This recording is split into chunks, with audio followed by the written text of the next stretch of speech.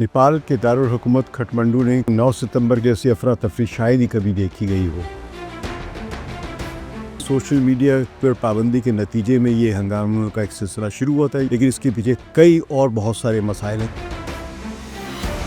अभी भी मुकम्मल तौर पर लॉ एंड ऑर्डर मेंटेन नहीं हुआ। शहर में आग और लूट मार और मुजाहिरीन के जो हमले हैं पुलिस पे, और वज़ीर-ए-आज़म के.पी. शर्मा ओली के इस्तीफे के बाद जिस तरह वहाँ पे हुकूमत का वजूद ही नज़र नहीं आ रहा है।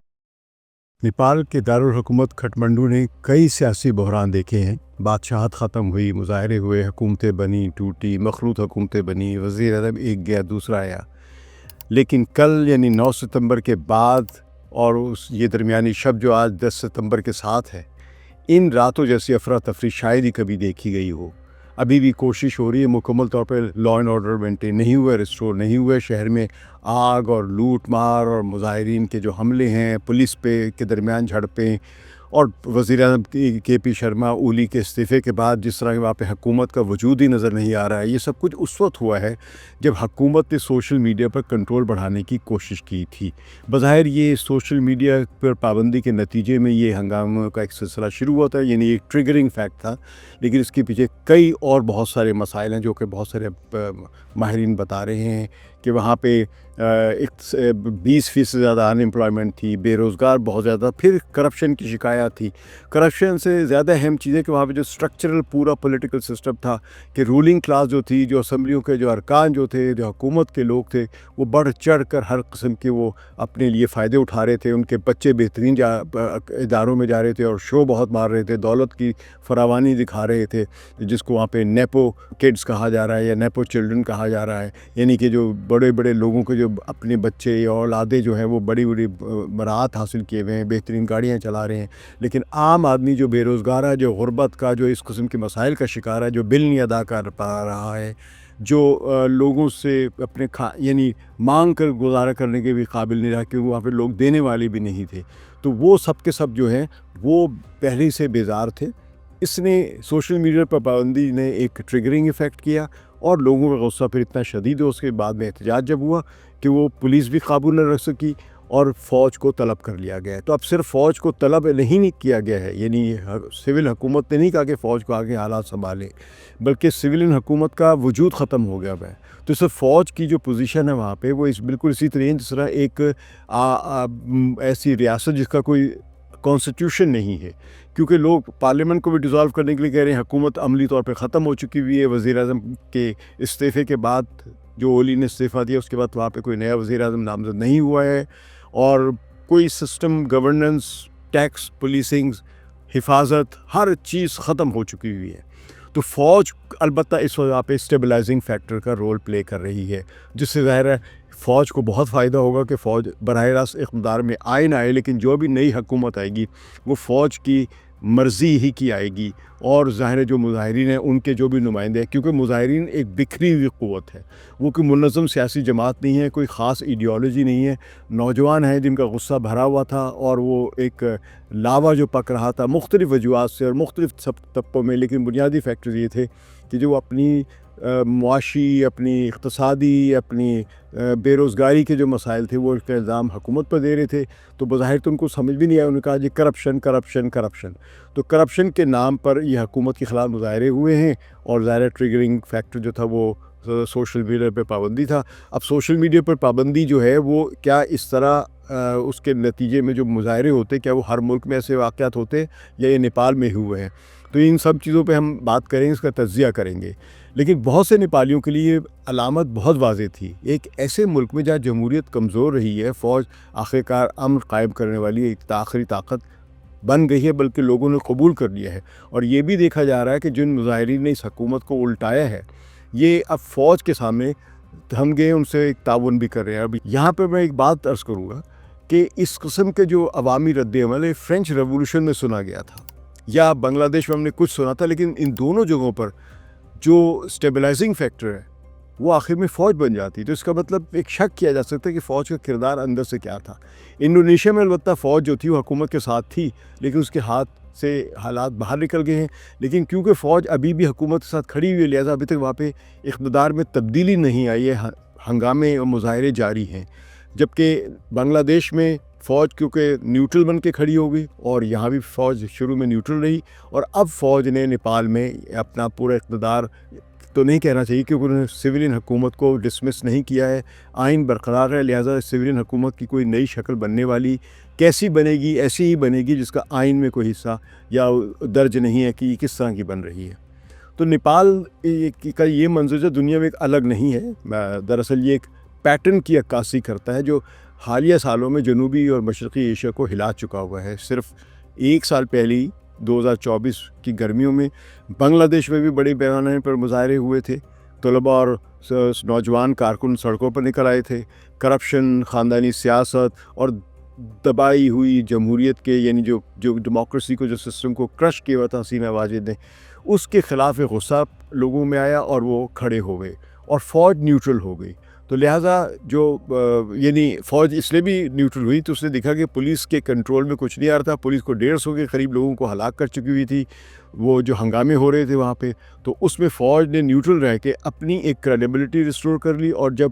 ایک تبدیلی کا عمل آیا تو فوج نے فیسیلیٹیٹ کیا اس تبدیلی کو، اور یہی وجہ کہ وہاں پہ جو فوج کے سربراہ جو اس وقت تھے وہ آج بھی وہی برقرار ہیں۔ حکومت بدل گئی ہوئی ہے، محمد یونس جو کہ وہاں پہ ایک نوبل لاریٹ ہیں اور ایک این جی او کے لیے کام کرتے رہے، اور ظاہر ان کے این جی او ریلیٹڈ جو بھی دنیا بھر میں ایک گروپ ہے ان سے ان کے رابطے ہیں، وہ اس وقت ایک غیر آئینی طریقے سے، یعنی آئین میں گنجائش نہیں ہے، وہ وہاں کے ایک چیف ایڈوائزر کے طور پر وزیر اعظم والا کردار ادا کر رہے ہیں، اور وزیر اعظم کا ٹائٹل انہوں نے اس لیے نہیں لیا ہے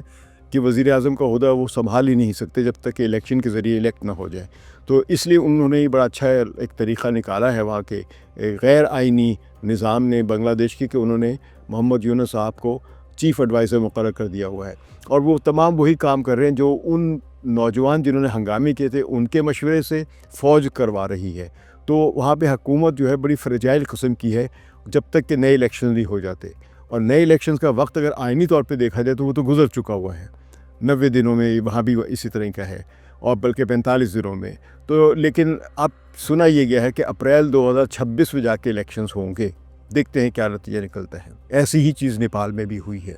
یہ جو گزشتہ روز جو سارا کچھ نیپال میں ہوا ہے، اگر ہم ادھر چڑھیں تو وہاں پہ جو بھی مناظر آپ نے دیکھے ہیں، لوٹ مار پیٹ وزیروں کے اور اقتدار پولیس کے افسران کے اور ایڈمنسٹریشن کے، اور جس طرح وزیر خزانہ کو اور دوسرے وزراء کو مارا پیٹا گیا، وزیر داخلہ کو مارا پیٹا گیا، ان کی کچھ ایک کی بیویوں کو مارا گیا ہے، کپڑے اتار دیے گئے ہیں، اور عمارتوں سمجھے کہ وہاں پہ اس نیپال میں یا کٹمنڈو میں کوئی ایک بڑی عمارت ہے جو بچ گئی ہوئی ہے، پارلیمنٹ جل گئی ہوئی، وزیر اعظم ہاؤس جل گیا، وزراء کے گھر لوٹ مار کر لی گئی ہے، وہاں پہ ہائی کورٹ تک بھی، سپریم کورٹ تک بھی جل چکی ہوئی ہے، تو جس نے فوج کے سرکاری کردار کو بڑھا دیا، یعنی اس لا لیس میں جب کوئی بھی سیکیورٹی ادارہ کام نہیں کر رہا ہے تو فوج جو نیوٹرل بن کے بیٹھ گئی تھی وہ اب اس نے آ کے اپنا کردار بڑھا لیا ہے، اور عوام کی ناراضگی کے باوجود جو کہ بہت بڑی ہوئی ہے، خصوصاً اقتصادی نابرابری اور سیاسی کرپشن کی وجہ سے، جو بھی عدم مساوات میں نے آپ سب نے دیکھا ہے کہ وہاں پہ کس طرح کے الزامات لگے، 20% سے زائد بے روزگاری تھی، بے انتہا غربت تھی، بے انتہا مہنگائی تھی، اور کوئی نظام ایسا نہیں چل رہا تھا جس میں لوگ اپنے آپ کو سمجھے کہ وہ بہتری تھے۔ تو جو وہاں پہ سمجھے جو ایک پروگریسو حکومت یا لیفٹ کی حکومت یا لبرل حکومت جو سمجھی جاتی تھی، وہ بہت ہی زیادہ غیر مقبول ہو چکی تھی۔ تو اب وہاں پہ اگر ہم دیکھیں تو بڑی خطرناک چیز یہ آ رہی ہے کہ وہاں پہ ایسے لوگ آ رہے ہیں جو بظاہر ایک این جی او سے وابستہ نظر آتے ہیں، لیکن ان کی جو نظریاتی اساس جو ہے وہ ایکسٹریمزم ہے، یعنی رائٹسٹ قسم کے ہندو ہیں، وہ جنہوں نے وہاں پہ حکومت کمیونسٹ پارٹی کے جھنڈے جلا کر یا اتار کر وہاں پہ جو ہندو میتھولوجی کی جو سلوگنز ہیں وہ لگائے ہیں۔ تو یہ ایک بڑی عجیب تبدیلی ہے، ایک ایسا ملک جس میں ابھی 10 سال پہلے ہی ایک کمیونسٹ پارٹی کی قیادت میں ایک لبرل اینڈ ڈیموکریٹک چینج آئی تھی، وہاں پہ اب ہندو انتہا پسندی بڑھتی ہوئی نظر آ رہی ہے۔ ابھی ہم دیکھتے ہیں کیا شکل لیتی ہے، بعد میں پتہ چلے گا، لیکن میں ذرا موازنہ کر رہا تھا اب بنگلہ دیش اور نیپال کا، چلیے اس سے کرتے جکارتا میں، جہاں پہ انڈونیشیا میں ہزاروں لوگ نکل آئے، خواتین جو تھی وہ جھاڑو اٹھا کر مارچ کر رہی تھیں، تو یہ ایک علامت کے طور پہ کہ ہم اس جھاڑو کے ذریعے کرپشن کو صاف کریں گے۔ ان کی تصاویر اور ویڈیوز فوراً ٹک ٹاک اور انسٹاگرام پر وائرل ہو گئی ہیں، مقامی مظاہروں کو قومی سطح پر بہت شہرت دلائی گئی ہے، بلکہ مل رہی ہے۔ انڈونیشیا کی فوج جو ہے اس تمام ہنگاموں کے دوران اس نے بڑا احتیاط والا رویہ اختیار کر لیا ہوا ہے. انہوں نے بارہا کہا کہ ہم کوئی بغاوت نہیں کر رہے، فوجیوں کو پولیس کی مدد کے لیے بھیجا ہے، لیکن کسی نے بھی مارشل لاء یا سیاسی منصوبے کی تردید کی ہے. اب یہ اتفاق سے دیکھیے فوج کا بڑا اہم کردار ہے، ڈیسائسو کردار ہے، فیصلہ کن کردار ہے اقتدار کی منتقلی میں، تبدیلی میں، پچھلی حکومت کو فارغ کروانے میں. لیکن فوج مارشل لاء نہیں لگا رہی ہے، اقتدار کے پس پردہ بیٹھی ہوئی ہے، لیکن سب کنٹرول انہیں کے پاس ہے. توقع رکھے کہ ان ملکوں میں اب فوج اہم کردار ادا کر رہی ہے، انڈونیشیا میں بھی کرے گی، اور بنگلہ دیش میں ہم دیکھ رہے ہیں کہ جو بھی ایک سویلین ایک سسٹم بنا ہوا ہے وہ فوج کی بنیاد پر کھڑا ہوا ہے، اور فوج جب چاہے اس کو گرا سکتی، لیکن فوج براہ راست اقتدار میں نہیں آ رہی ہے. تو یہی جو ہم دیکھ رہے ہیں بنگلہ دیش، انڈونیشیا اور اب نیپال، تو یہ کہانیاں بظاہر الگ ہیں، ملک الگ ہیں، لوگ الگ ہیں، مسائل بھی ملتے جلتے ہیں، غربت ہے، مہنگائی ہے، تو لیکن ان تمام سملیرٹیز کے باوجود ایک سب کے درمیان ایک اور جو طاقتور رشتہ سب کو جوڑتا ہے، یا ایک فیکٹر جو جوڑتا ہے، وہ ہے سوشل میڈیا. یعنی کہ یہ سیاسی اور اقتصادی حالات، بے روزگاری، غربت سب اپنی جگہ پر، کرپشن بھی سب اپنی جگہ پر، لیکن جس چیز نے ہوا دی ہے، ٹریگر کیا ہے، وہ سوشل میڈیا ہے. بنگلہ دیش میں بھی ایسے ہوا تھا، تو انڈونیشیا میں بھی لائیو سٹریم اور ٹک ٹاک نے مظاہروں کو فوری طور پر قومی سطح پر پہنچایا، اور لوگوں میں کی یکجہتی بن گئی، چاہے ان کے اپنے اپنے نظریات کچھ بھی ہو. اور نیپال میں حکومت کی کوشش کہ سوشل میڈیا بند کیا جائے، بالکل الٹا سچ پیدا کر دیا اس نے. تو دوستو یہاں ایک اہم سوال یہ پیدا ہوتا ہے کہ فیس بک جیسی جو امریکی ٹیک کمپنیز ہیں، یا انسٹاگرام، یوٹیوب، ٹویٹر، ٹک ٹاک وغیرہ، یہ سیاسی رجحانات پر اثر ڈال سکتی ہیں کیا؟ یہ سوچنے کی بات ہے. کیا وہ نوجوانوں کو احتجاج کی طرف لے جا سکتی ہیں؟ کیا ان کی وجہ سے یہ احتجاج شروع ہوئے، جیسے کہ عرب سپرنگ یا مشرقی یورپ میں ہوا، جہاں پہ بہت ساری حکومتیں تبدیل کی گئی تھی، پنک ریولوشن، اورنج ریولوشن. تو ظاہر ہے اس کا جواب ہم اسٹریٹ اوے نہیں کہہ سکتے کہ ہاں یہ کر سکتی ہے، لیکن کچھ کر بھی سکتی ہے. حقیقت یہ کہ کمپنیاں خود انقلاب پیدا نہیں کرتی، لیکن ان کے الگوریدمز طے کرتے ہیں کہ کون سی پوسٹ وائرل ہوں. ان کی ماڈریشن پالیسی یہ طے کرتی ہے کہ کون سی آواز بلند ہو اور کون سی دب جائے، اور حکومت کے دباؤ پر ان کے رد عمل سے احتجاج یا دب سکتا ہے یا بڑھ بھی سکتا ہے. تو بنگلہ دیش، انڈونیشیا، نیپال، سب میں یہی ہوا ہے کہ سوشل میڈیا نے نوجوانوں کے غصے کو بڑھایا، اس کی رفتار تیز کی اور اسے دبانا مشکل کر دیا. اشارے مل رہے بڑے، وہ یہ کہ اس تبدیلی کے پیچھے امریکہ یا امریکی اداروں کا، یا وہاں کی NGOs کا، جارج سوروس جیسے اداروں کا،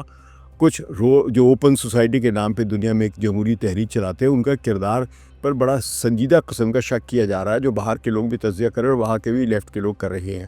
لیکن بہرحال نوجوان فی الحال بے پھرے ہوئے ہیں، ان کو سمجھانے والا کوئی نہیں ہے. فوج آہستہ آہستہ وہاں پہ انتظام کو سنبھالے گی. تو آئندہ برسوں میں اس خطے کی جمہوریت کا مستقبل اتنا ہی اس بات پر منحصر ہوگا کہ سوشل میڈیا کے الگوریدمز کس طرح آپریٹ کرتے ہیں. اب یہ سوشل میڈیا کی طاقت یہ ہے کہ جن کو الگوریدمز جو ہے وہ کس ویڈیو کو، کس میسج کو، کس ہیش ٹیگ کو اٹھاتے ہیں اور کس کو کرش کر دیتے ہیں یا کس کو سائیڈ لائن کر دیتے ہیں. یہ ویڈیو، یہ تجزیہ آپ کو کیسے لگا؟ اس پہ اپنے کامنٹ سے لائک کریں اور دوستوں سے شیئر ضرور کریں. شکریہ. خدا حافظ.